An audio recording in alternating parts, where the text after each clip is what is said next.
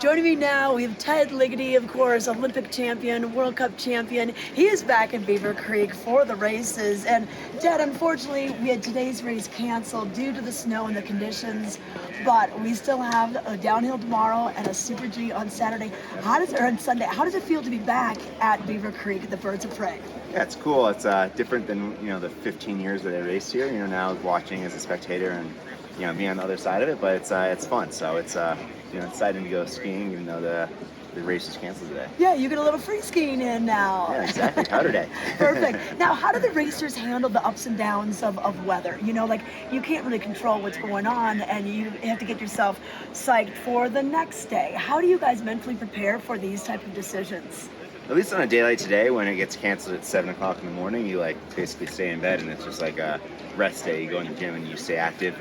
On days you're out there until 1 o'clock and it gets canceled, that's pretty mentally exhausting, I think, a lot of days, because you're trying to get yourself ready to race all day long. So it's on a day like this, I think it's easy just to blow off and go on to the next day and get prepped. So it kind of depends on the scenario. Yeah, especially because today was going to be a downhill, and then tomorrow will be a downhill as well. Yeah, so exactly. They still have got a chance to get this.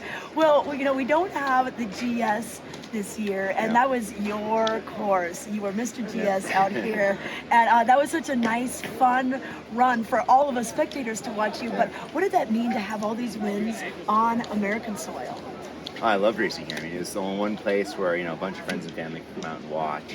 The hill matched up well with me, so to have all that success on this hill, which is the only hill we raced in the U.S., was hugely important for my career, and just being able to share some glory, in the career with my closest people in my life.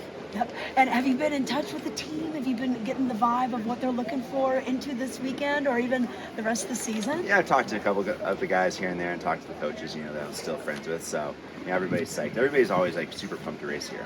From the American team to also the European team, the way they prep the course is amazing. The hill in general is an awesome hill. So everybody's always really pumped to race here.